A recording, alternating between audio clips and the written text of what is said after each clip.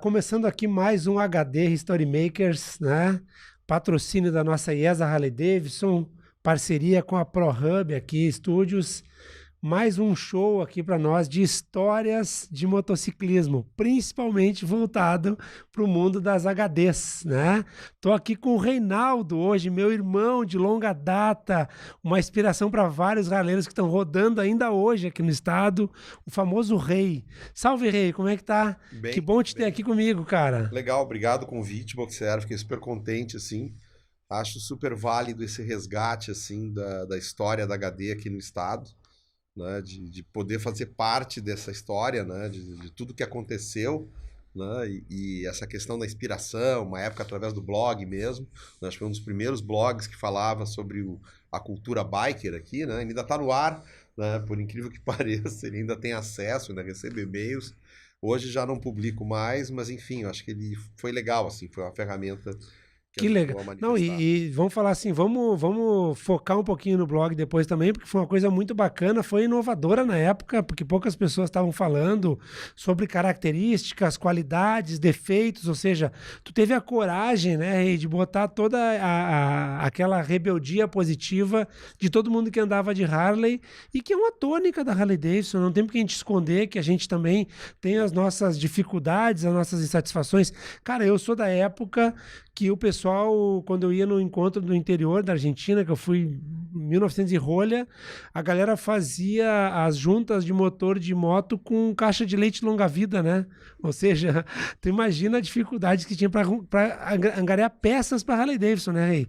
Conta um pouquinho da tua nascente na Harley, por favor. Só sobre Oi, isso aí... Tá dando um reflexo na tua mão aí. Só tá? sobre isso aí, eu cheguei a usar cabo da Shimano pro acelerador da minha Harley, porque não tinha cabo disponível, e eu fui numa loja de bicicleta e disse pro cara, me dá o melhor cabo de bike que tu tiver pra mountain bike.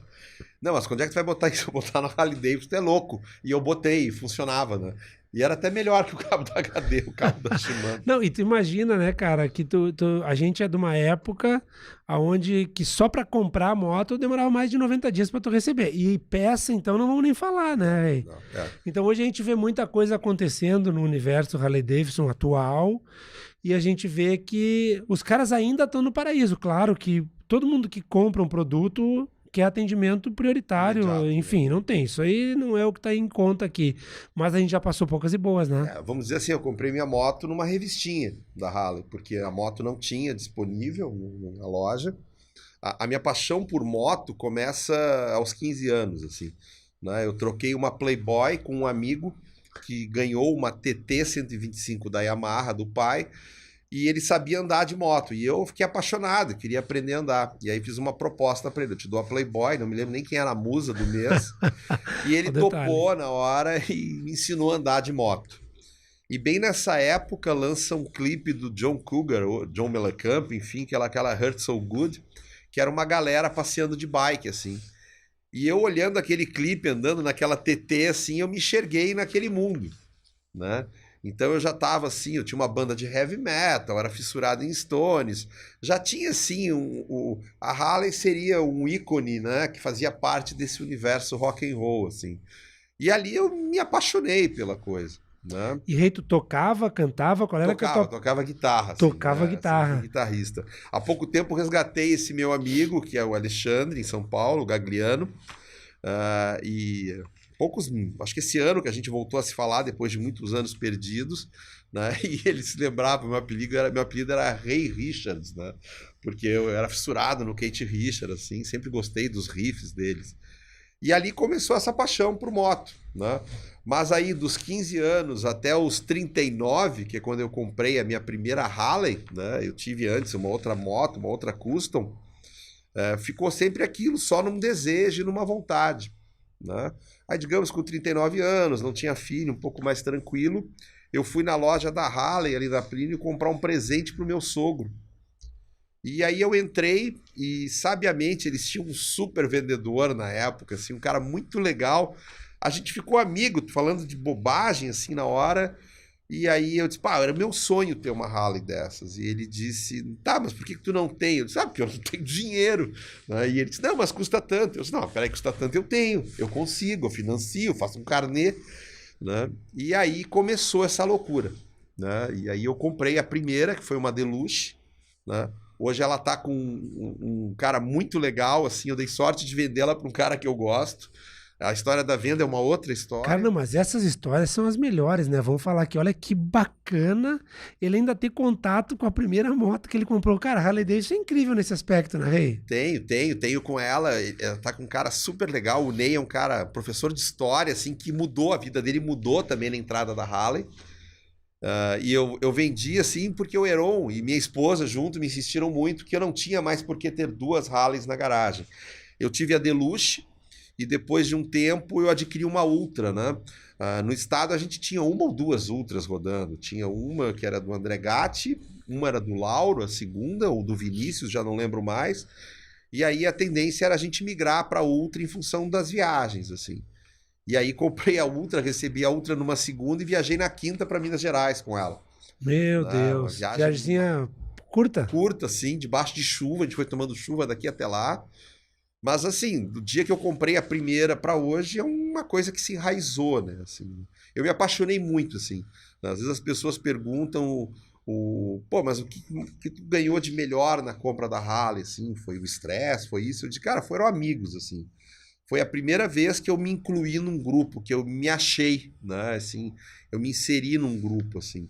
E quando eu falo isso, era muito assim pelos valores que estavam ali da amizade, da camaradagem, coisas que eu sempre acreditei muito, né? Da transparência, da coisa da sinceridade, de brigarem de manhã e de noite, tá todo mundo de bem, assim.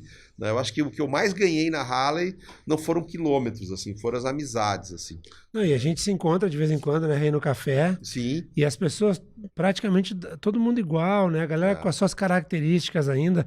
Que eu costumo dizer que o maior problema que eu vejo quando tu une um grupo é que as pessoas precisam aceitar um pouco as características do outro. Porque às vezes o que é defeito para mim não é pro outro lado. Não. É uma característica da pessoa. Ou seja, quando a gente não tem essa aceitação do outro, tu acaba querendo impor todos os teus desejos, as tuas vontades em cima daquilo e geralmente dá problema. É onde começam os problemas, né? Convive em grupo é o convívio em sociedade, né? É tu abrir mão do teu, é tu abrir mão do teu ego, né? Dos teus valores e saber fazer essa mistura. Isso é muito difícil. Não, e o legal também é o que eu digo quase em todas as entrevistas, mas eu gosto de bater nessa tecla, é que a Harley ela é muito democrática no sentido que a galera se une pelo desejo e pela paixão pela moto. Exato. Ninguém tá olhando o cargo social, nem o valor da moto, nem nada disso. Então, para mim, essa pureza que o universo Harley tem, muita gente não entende assim, mas os caras trocam de moto toda hora. Mas é que, na verdade, eu vejo que a Harley não parou de evoluir até hoje. Eu estou hoje com uma Road Glide, que é 2019, e eu vejo a 2021 com muito mais melhorias do que a minha 2019. É a mesma moto. Total. Ou seja, então existe um porquê de trocar de moto, né? E principalmente de modelo, né, Rei? Tu tinha uma Deluxe, quando tu comprou tua Ultra, meu Deus do céu, né? Foi um salto, assim, digamos, o que acontecia. Né? Eu venho de um período da Harley, assim, que é 2005, 2006, que os passeios eram 10 motos, eram muito. Né? 13, então, 15, nossa, tava lotado a estrada pra gente. Né? E a gente conhecia as motos na cidade, eu sabia de quem era a bike passando. Né? Era um grupo muito petit comité, assim. Né? Com isso ele teve os problemas de ser um grupo pequeno, né? Porque era mais intolerante, e depois eu dei sorte de ver esse grupo ir crescendo, assim. E nesse período era um período muito formado pelos casais, assim. É uma característica dessa faixa, assim, pelo menos é a faixa que eu peguei, assim, de entrada no ROG, principalmente, era o casal, o acolhimento era a esposa, as esposas muito parceiras. Né? Então, nada mais natural do que tu migrar para uma Ultra, né? Para ter mais conforto, né? Para quem te acompanhava em todas as loucuras. Assim, né? E eu posso dizer que eu peguei todas as fases. Eu peguei a fase da paixão absoluta, cega pelo ROG, né? A paixão crítica na época pelo dealer da época, né? Que, cara, fazia eventos maravilhosos, era super legal, elevava o nível, puxava a régua para cima das coisas, mas desatendia total ao público. Né? Tanto que acabou que realmente perderam a concessão, né? Isso é uma das histórias engraçadas, assim, né? Quando a gente resolveu se rebelar com essa coisa, assim, né? E me custou caro, porque eu perdi amigos, eu me afastei de alguns que eu gostava muito, e eles se afastaram, porque eles não entendiam que eu não estava brigando com eles ou com a loja. Eu brigava com um gestor de uma marca que tratava com total descaso, né? E ficou provado um pouco isso, ficou né? Provado, porque, tipo, foi que não deu mais, né? Não, e é muito curioso, porque a Harley, quando tira a marca do grupo, esse na época, né? Ela coloca no processo, com base no processo movido pelos caras lá, enfim, né, pelos harlistas lá em Porto Alegre, né? Porque a gente fez um documento, paguei tradutor, foi para os Estados Unidos isso, no qual a gente relatava, né, o que acontecia no nosso mercado, né? E claro, depois disso veio para melhor, né? Sempre digo, eu hoje nunca fiquei desassistido. Eu tive um sinistro com a minha moto há um tempo atrás, e em 20 dias minha moto estava pronta rodando. Sonho de consumo, né? Sonho de consumo. Que na verdade às vezes também não é a realidade de todo mundo, porque dependendo do modelo, da peça, do Pode ano, não ter, até hoje a gente, né, não vamos também achar que a não, gente... que é Disney. Mas enfim, hoje a gente tem uma assistência, tem um retorno, tem tudo que a gente precisa, coisa que na época eu lembro bem que eu dei a maior sorte do mundo, que as minhas motos nunca estragaram. E outra coisa, né, a gente tinha muita gente também, né, Rei, tu vai lembrar disso, que ia para os Estados Unidos. Ah, sim. E que conseguia teve essa irmandade, assim, do ajudar. Exatamente, eu tenho a peça, eu consegui, eu tenho em São Paulo, eu tenho contato. Não, eu tive um amigo uma vez que tragou uma primária, eu tinha um conjunto inteiro de primária guardado em casa, né? O terceiro, que agora mora em Balneário Camboriú, ele barra e tocou a minha moto parada. Eu disse, cara, eu tenho um conjunto de primária porque eu tive que comprar o conjunto inteiro para tirar não sei o que não vendia separado. E aí ele tinha estragado o resto. Ah, leva lá e depois a gente acerta. E o depois a gente acerta não era financeiro. Era muito assim, tu vai lá, ó, tô com um amigo com um problema, ajuda o cara. Perfeito, que é um DNA que eu carrego até hoje. Tu acredita que eu tenho algumas peças de Harley em casa e eu não vendo, eu empresto. Exatamente. Eu falo, olha só, leva... quando tu vender a moto, procura vender 100, porque alguém pode precisar, ou se não tiver jeito, tu vende, daí sim tu pode fazer o pagamento da peça, mas a princípio pode usar tá? Usa sem moderação, ou seja, isso sempre foi um modus operandi muito bacana ali daquele grupo lá da Harley Davidson, né? E é isso que eu falo, assim... Não era um mercado para nós, né? Não era um mercado paralelo, não. E tu sabia que o teu parceiro... Tu podia estar na posição dele logo ali, né? Sim, sem peça, sem poder andar, sem... Enfim. Na fissura de uma viagem, dias antes, sei lá, estragou o rolamento do ABS, que era um negócio raro, né? Eu ainda tenho guardado em casa o rolamento de ABS de Ultra. E várias pecinhas que eu, por exemplo, quando fui para os Estados Unidos, eu trouxe, quando eu tive a minha primeira carburada, que foi uma Fat Boy 99, eu trouxe uns 3 reparos de carburador, porque era das coisas que ressecava, que estragava, e com o tempo eu fui dando para várias pessoas que estavam com problemas de carburação nas suas motos. Então, ou seja, era um objeto, era uma maneira normal da gente fazer esse escambo aí, né? E é isso que eu falava no início, sabe? São esses valores, assim, sabe? Essa coisa da irmandade, da camaradagem, né? Do abrir mão para o outro. Eu vi casos, assim, de amigos que o cara ia viajar e a moto estragou e o cara dizia, eu não vou, leva a minha moto. Né? E mais que uma vez eu vi isso acontecer. Né? Cara, eu sempre digo assim, eu sou o que sou e cheguei até onde cheguei até hoje, em parte, eu devo isso à Harley, sim. Né? A inspiração em algumas pessoas da Harley. Né?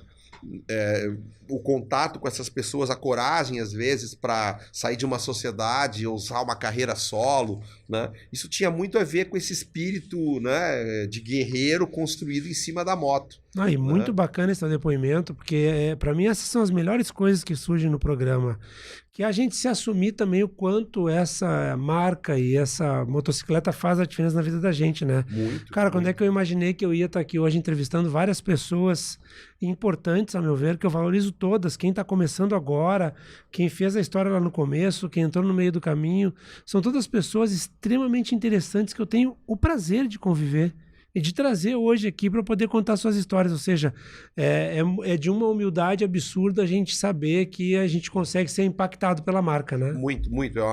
E essa foi uma das minhas grandes brigas pela marca. A minha origem profissional é num grande escritório de marca, né? Um dos maiores, um dos pioneiros no país.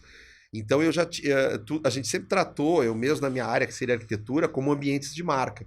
Então, quando eu via certas coisas acontecendo, o meu discurso de briga com a Harley na época era nesse sentido, né? Como que uma gestão de branding de uma marca pode falhar num determinado ponto, né? Mas, tirando isso, assim, olha... quando tu me chamou hoje, eu disse, o que eu vou falar, né? Porque tem tanta história legal, tem tanta aventura, né? Tem tanta loucura. Eu me lembro uma viagem... E nós vamos chegar aí, eu ia dizer, já queria saber algumas histórias aí. Cara, me lembrei agora, eu, o Júlio, a Fernanda, na garupa, nós saímos depois de um acidente de um amigo, a gente ficou para trás e a gente viajou de Sombrio a Curitiba de noite, das 9 da noite a 1 e pouco da manhã, debaixo de chuva. Meu Cara, Deus. e nós parávamos no posto, a gente ria, a gente se divertia, a gente tava congelado, tava morto, do Júlio derrapando com a Heritage dele, a Pérola Negra, num caminhão de casca de banana que tinha capotado na serra. E depois, tudo virava graça, sabe? A gente ria muito, assim, né? Ou sei lá, cruzando a cordilheira. A gente foi para ir ao Chile e quando a gente atravessou, a estrada tava assim um caos por conta do terremoto, né? Num período que a gente ia na Mendoza.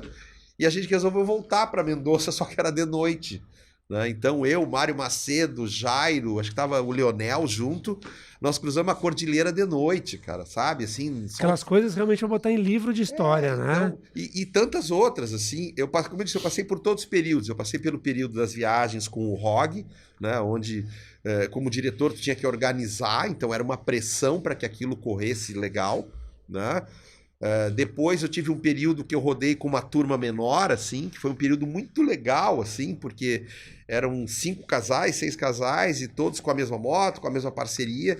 Então a gente viajava daqui para Mendoza, sei lá, 3.000 e tantos quilômetros, como quem ia a Gramado, assim, rindo, contando piada, né? O Jairo sempre muito engraçado, que tu conhece. E depois teve um período, assim, que eu senti a necessidade de fazer isso solo, né?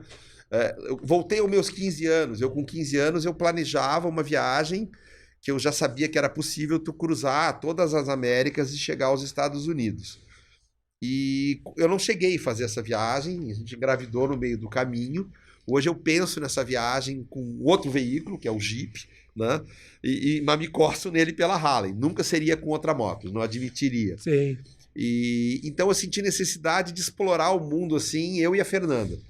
E aí a gente fez muita trip legal, assim, a gente fez, sei lá, Chicago, Flórida, fez Chicago, Los Angeles, fez todos os Appalachians, os desertos, os Tetons, o White Mountains, Smoky Mountains, né?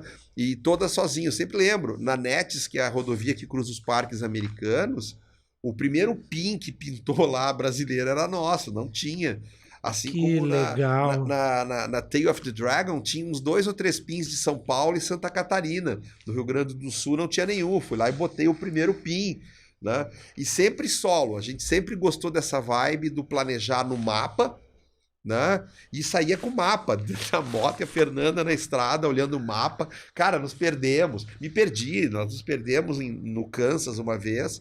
Que eu fiquei de noite perdido, porque eu fui olhando antiquário, me perdi na estrada, e até se achar de novo. Então, a gente teve muito essa coisa assim dos dois. A gente ria muito, a gente dizia, se acontecer alguma coisa, ninguém vai nos achar, porque ninguém sabe onde a gente está, né?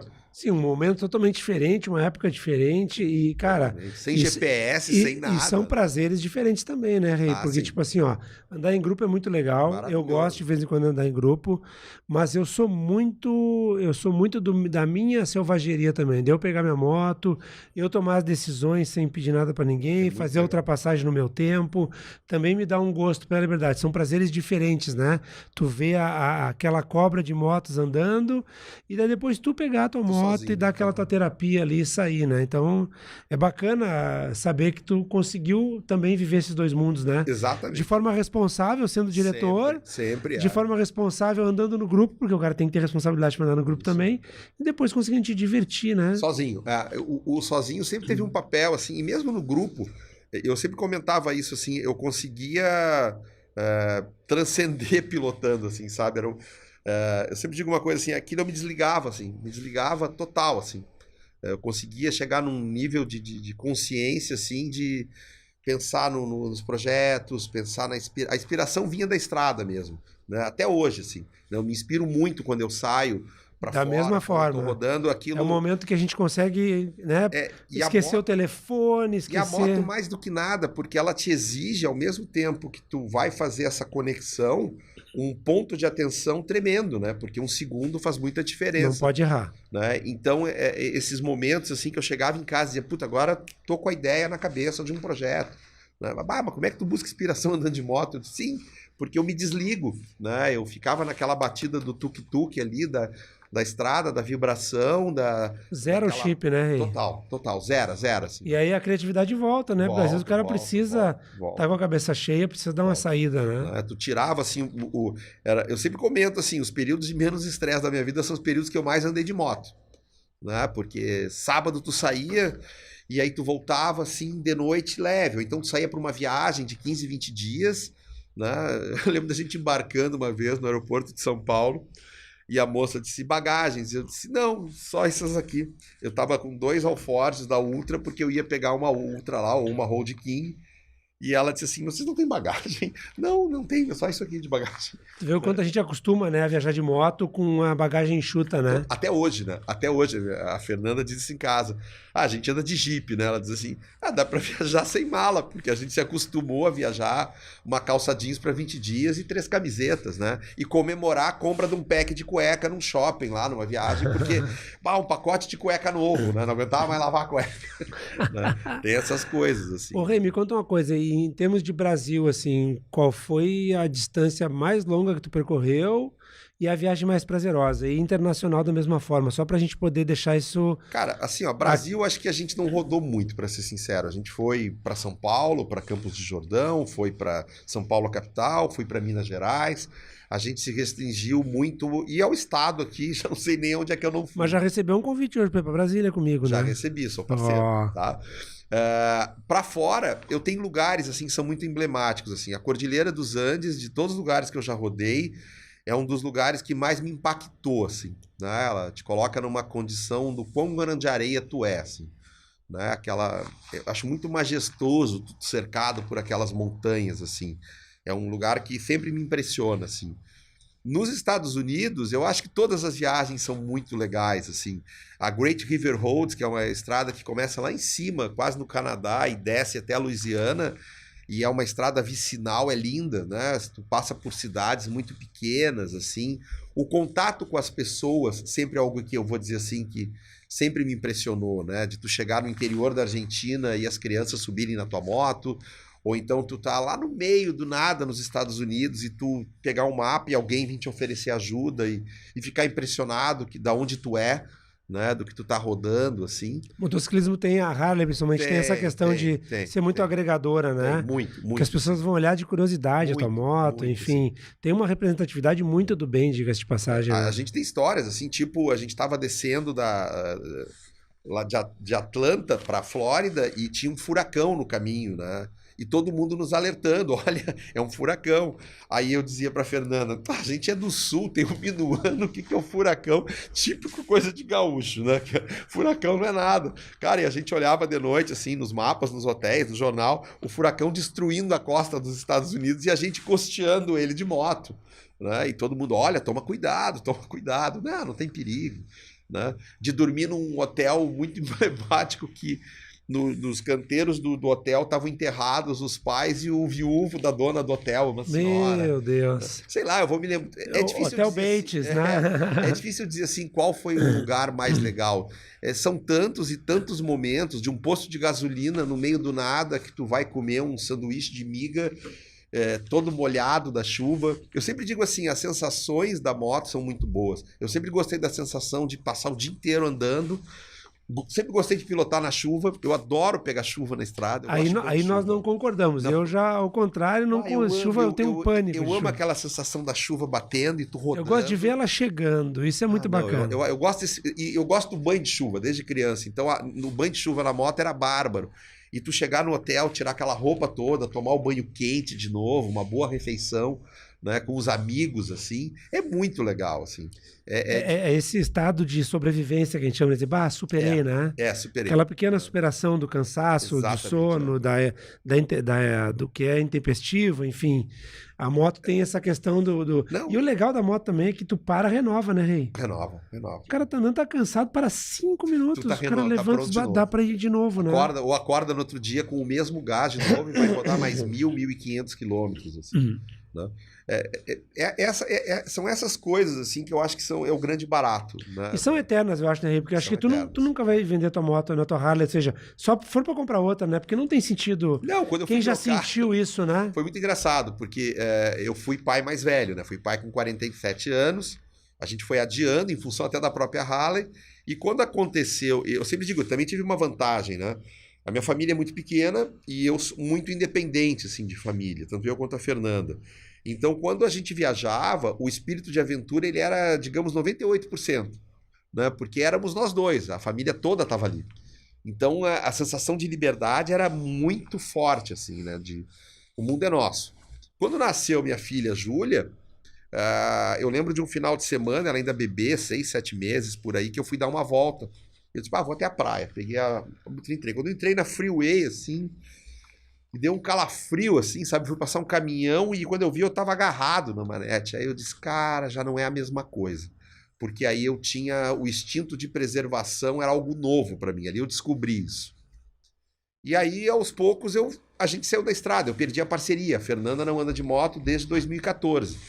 Quando a Fernanda descobriu que estava grávida, ela já estava grávida na moto. A gente já estava viajando, a gente estava voltando de Punta de moto, os dois. Tinha ido para um final de semana, dia 15 de novembro, esticou um feriado.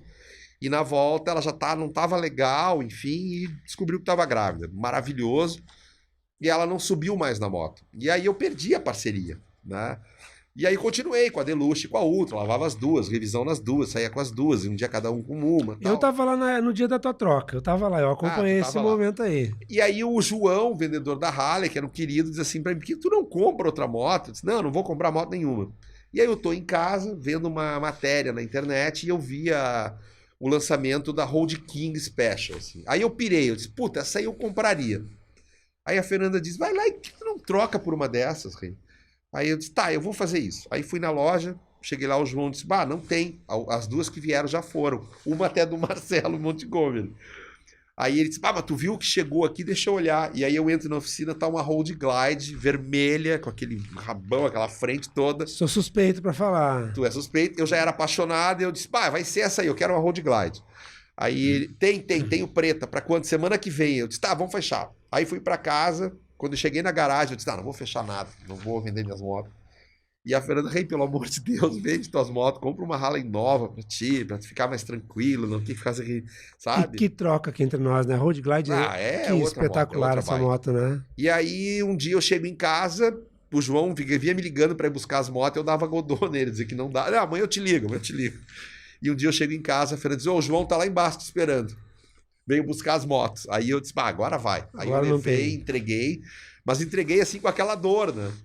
Digamos que cada uma delas, a Deluxe tinha uma história comigo da minha primeira Harley. Eu equipei, eu customizei do jeito que eu queria, toda essa história. E a Ultra tinha toda a história, né? Eu vendi ela com 79 mil quilômetros, assim, bem rodados aqui, praticamente todos aqui para baixo, Argentina, Uruguai, Chile e tal. E tu te desapegar disso era complicado, né? E aí veio a Road Glide lá pra casa, sou super feliz com ela, é uma moto que eu gosto, eu curto com ela, assim, né?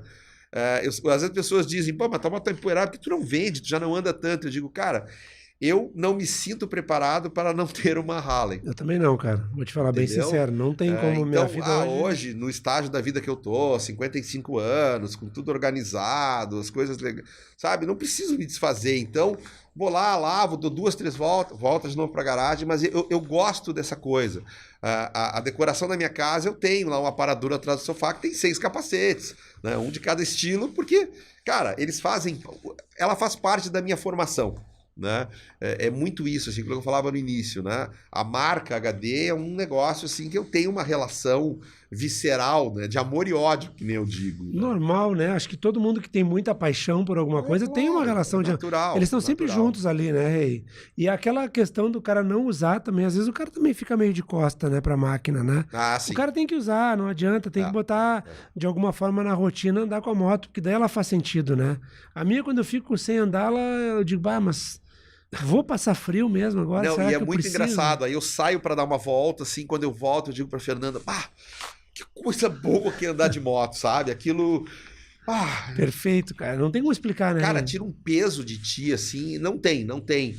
Não sei se é alguma coisa na vibração, não sei. A coisa mesmo do andar em grupo que a gente falava, é muito bom andar sozinho, né? Ser dono do teu caminho. Mas aquela vibração daquele monte de motor ligado é muito legal. É muito legal, né? E hoje, assim, se me perguntar o que eu observo, é que na minha época, parece que é muito, né? Mas 2005, 2006, não existia uma ostentação do ter a Harley Davidson. A gente sabia, né? Elas eram caras, sempre foram motos caras, nunca foram baratas. Nunca. Mas era mais barato que hoje. Mas era caro para a época. Né? Mas assim... era diferente, assim, sabe? Tinha um valor que era esse valor da humildade, do respeito ao outro, da camaradagem, assim, né? Do não colocar em risco os outros, porque tu não podia errar, nunca, ou seja, era uma coisa... Nunca isso, então era muito responsável o motociclismo. As pessoas acham... Muito. A questão da liberdade, as pessoas confundem com irresponsabilidade. Não, tu consegue ser livre e ser responsável. Cara, cara, tinha que voltar. Eu tinha agenda na segunda, o cara tem filho, né? Mas todo mundo era empresário, enfim, a galera todo mundo, né, cara, tinha sempre foi muito responsável, assim. Parte das discussões, às vezes, eram, até hoje eu olho e digo assim, era falta também da nossa maturidade enquanto motociclista, enquanto entendimento. Eu lembro de uma viagem muito engraçada que a gente teve que dividir os grupos em 3 grupos, porque tinha um grupo que era muito top, que já andava muito tempo junto, um outro grupo que ficou misto, ficou uns caras que andavam, e a gente foi com uma turma que estava começando, e tinha um grupo assim, cara, que era muito virgem assim na coisa. E era uma viagem para Santa Catarina, BR-101, que ainda não era o que é hoje. E aí o Júlio, na época, conduziu, e o Júlio disse, o meu grupo chama-se Becardigans, que era aquele desenho animado, porque ele dizia, no meu grupo pode tudo. Então, até isso, assim, a forma leve como era tratado isso, né?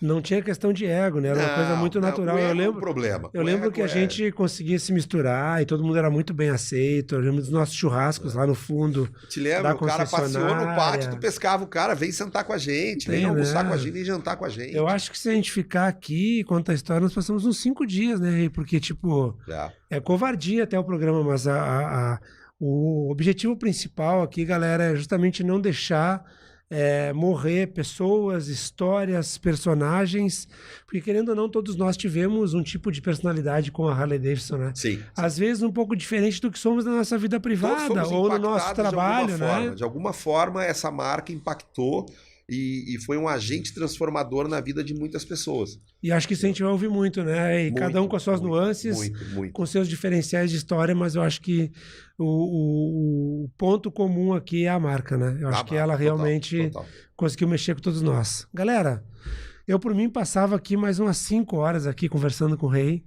mas eu acho que a gente já está chegando naquele momento, Rei, da gente talvez dar um até logo para a galera, porque eu espero que tu volte para contar novas histórias. Talvez a gente vá registrar nossa viagem para Brasília. Olha aí. Ó. Talvez a gente tenha essa... Talvez fazer o bonde dos dinossauros para me acompanhar. Até Brasília, né? Pegar toda essa galera de novo aí. Vários deles vão estar aqui com a gente, contando suas histórias, suas nuances também. E eu queria te agradecer, cara, por ter vindo ao meu chamado aí de bate-pronto e se prontificado de estar aqui. E queria saber se você quer deixar um recado pra galera aí, totalmente teu, pra galera que tá nos escutando e vai nos escutar. Cara, eu acho que assim, ó, pra quem não entrou ainda e não deixa de sonhar, que é importante, tá? Uma hora vem, uma hora tu vai chegar esse teu momento, assim. Quem tá dentro, procurar olhar pro que tem de mais legal na Harley, que é o espírito coletivo, que é a coletividade, que é essa coisa da amizade, né?